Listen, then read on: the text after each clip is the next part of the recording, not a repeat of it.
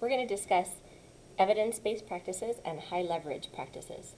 For evidence-based practices, those refer to interventions, strategies, or teaching practices that have been proven effective through rigorous research. It's research-based, it's got effective outcomes, there are clear guidelines, but it's not a one-size-fits-all. It does require teacher training, and it may be rigid, sticking to the protocol.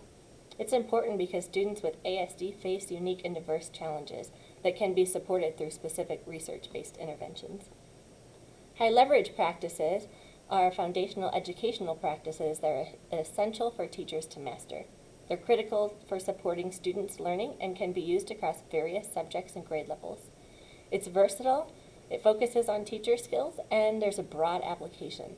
But it's not specific. There's a risk of overgeneralization and potential for surface level application without deeper understanding.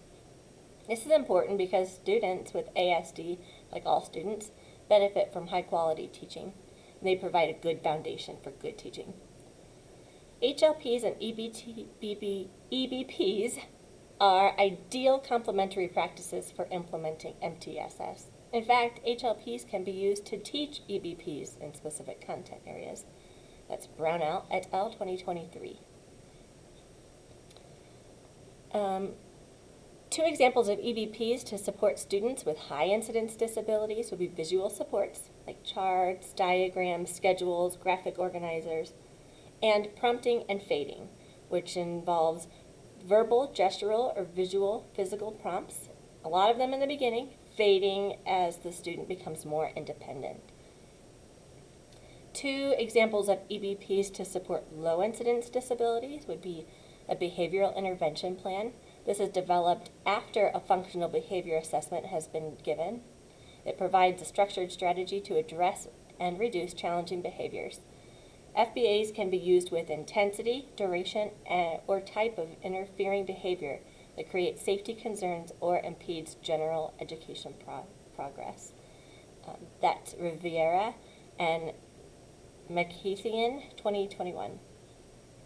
Another form of EBP for low incidence disabilities would be augmented and alternative communication. That could be sign language, or it could be a communication device like an iPad. There are several reasons why one might prefer an EBP or HLP over the other. For instance, specific needs. If a student has a specific challenge or need, it might be better to use an EBP. If the content or skill that's requires specialized approach or interventions, EBPs are the way to go. But if you don't have resources or training available for EBPs, then you should stick with HLPs. They ensure good teaching practices are still being employed.